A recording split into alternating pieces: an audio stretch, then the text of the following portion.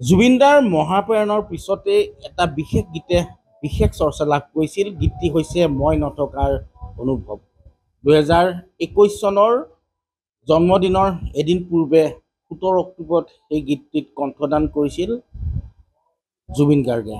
গীতটিৰ কথা আছিল RF আকাশ, যোৰহাটৰ যুৱক, আৰু গীতটিক সংগীতেৰে সজাইছিল তেজপুৰৰ হিমাংশু বৰা। মোৰ লগত হিমাংশু আছে, মই হিমাংশুৰ লগত এই সম্পৰ্কে কথা পাতিব বিচাৰিম। গীতটো সম্পৰ্কে কোৱা, কেতিয়া কেনেদৰে আগবাঢ়িছিলে? আচলতে গীতটো 2021 চনত আমি জুবিনদাৰ বাৰ্থডেৰ আগদিনাখন, মানে এইটো বাৰ্থডে বুলি জনা নাছিলোঁ আৰু আমি তেনেকৈ গানটো প্লেন কৰি পেলাই যোৱা হৈছিলে। তাৰপিছতে 2021 চনৰ নৱেম্বৰ 17 তাৰিখে জুবিনদাৰ ওচৰলৈ আমি গৈছিলোঁ। জ্যোতিপল যিটো গানটোত গাইড গাইছে, RF আকাশ দা আছিলে, মই আছিলোঁ আৰু বহুতো কেইজন গৈছিলে লগৰ। তাৰপিছতে যেতিয়া জুবিনদাৰ গানটো গোৱা হৈছিলে, জুবিনদাই 17 তাৰিখে গোৱা নাছিলে, বাৰ্থডে দিনাখনে গাইছিলে। মানে সেইদিনাখন কিবা অসুবিধাৰ কাৰণে গানটো গাব নোৱাৰিলে, তাত আমি গুচি আহিবলগীয়া হ'ল। পাছৰ দিনাখন RF আকাশ দাক জুবিনদাই ফোন কৰি পেলাই কৈছিলে যে তহঁতৰ গানটো যিটো কৈছ বিৰাট ধুনীয়া হৈছে, গানটোৰ কথা সুৰবিলাক বিৰাট ধুনীয়া হৈছে, খালি তহঁতৰ গানটো এতিয়া মানুহে নুশুনিব। যোনদিনাখন মই নোহোৱা হ'ম সেইদিনাখন হয়তো গানটো মানুহে মৰম দিব বা আঁকোৱালি ল'ব। আচলতে মোৰ এতিয়া গানো সিঁয়ৰি গৈছে কথাটো কওঁতে, যেন তেনেকুৱাই হৈ গ'ল। আচলতে মই নিজে ভাগ্যৱান বুলি ভাবিছোঁ যে এজন মহান আত্মাৰ, মহান ব্যক্তিৰ মই গীত কৰিবলৈ মানে পাৰিছোঁ তেজপুৰৰ পৰা। তাৰপিছতে তেনেদৰে আমাৰ গীতটো তেতিয়াই কৰি থৈছিলোঁ 2021 আৰু যেতিয়া দাদাৰ এনেকুৱা বেয়া দুৰ্ঘটনা ঘটিলে, তাৰপিছতে গানটোক চবেই মৰম দিছে, সেইটোৱে আৰু।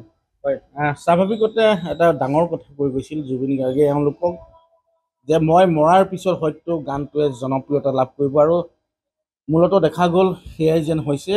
এই মুহূৰ্ততো সেই গীতটো বাজি আছে আৰু প্ৰতিজন অসমবাসীক গীতটোৱে কন্দুৱাইছে। তুমি ইয়াৰ পূৰ্বেও জুবিনদাক গীত গোৱাইছা নহয়? হয় হয়, মই জুবিনদাৰ এতিয়ালৈকে 4টামান গান কৰিলোঁ আৰু এটা গান পেণ্ডিঙে হৈ থাকিলে, সেইটো গোৱাবলৈ গৈছিলোঁ মই, এখন কিবা এটা দুৰ্ঘটনাৰ কাৰণে গানটো নহ'ল। তাৰ ভিতৰত জনপ্ৰিয় কিবা গান আছে? জনপ্ৰিয় আছে, জোনাকী ৰাতি বুলি এটা গান আছে, সেইটো RF আকাশ দাৰ কথা সুৰ, সেইটো মই সংগীত পৰিচালনা কৰা। সেইটো গানো 2021-20 মানতে কৰা। আৰু 2019ত আৰু এটা গান কৰিছিলোঁ লনিস্মিতা দেৱীৰ কণ্ঠ আৰু জুবিনদাৰ কণ্ঠত অনুৰাগ বুলি, সেইটোৰ গানটোৰ কথা সুৰ গোটেই সংগীত মোৰ আছিলে। সেইটো তেজপুৰৰ মই HB মিউজিকেল ষ্টুডিঅ'ৰ পৰা কৰিছিলোঁ। সেইটো 2019তে কৰা। 19-20 জুবিনদাৰ লগত মই মিনিমাম 4টামান গান এতিয়ালৈকে কৰিবলৈ মানে নিজকে ভাগ্যৱান হিচাপে ভাবিছোঁ আৰু। এই মুহূৰ্তত কি ক'বা? এনে এজন শিল্পীৰ মহাপ্ৰয়াণ, আৰু এই শিল্পীৰ মহাপ্ৰয়াণক লৈ বিভিন্ন প্ৰশ্ন উত্থাপিত হৈছে। আজিও ৰাইজত প্ৰতিবাদী কাৰ্যসূচী গ্ৰহণ কৰিবলগীয়া হৈছে ন্যায় বিচাৰি। আচলতে জুবিন গাৰ্গৰ কাৰণে ন্যায় বিচৰাটো আমাৰ কাৰণে অকণমান দুৰ্ভাগ্যৰ কথা। জুবিনদাই যিহেতু সকলো সময়তে জুবিনদাই মাত মাতে, অসমৰ দুখত সুখত সকলোতে জুবিনদাই থাকে, কিন্তু জুবিনদাৰ কাৰণে আজি এনেকুৱা হওঁতে আমি দুখ প্ৰকাশ কৰিছোঁ। মই এটাই কথা কৈছোঁ, অসম চৰকাৰ, আৰক্ষী বিষয়াসকল, আইন প্ৰশাসনক কৈছোঁ যে যিখিনি দোষী মানুহ, দোষীখিনিয়ে অতি সোনকালে মানে আইনে গ্ৰেপ্তাৰ কৰিব লাগে, আৰু জুবিনদা যাতে সদায় আমাৰ মাজত অমৰ হৈ থাকিবই, সদায় থাকিবই।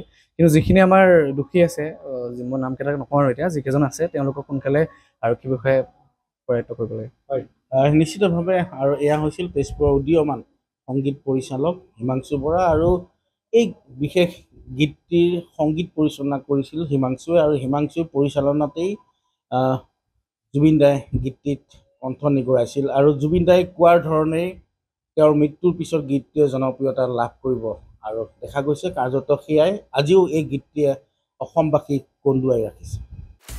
আপুনি বিচৰা বাতৰি পাব কেৱল নিউজ 18 এপত। নিউজ 18 এপ ডাউনলোড কৰিবলৈ স্কেন কৰক এই QR কোড। গুগল প্লে ষ্টৰতো পাব এই নিউজ 18 এপ।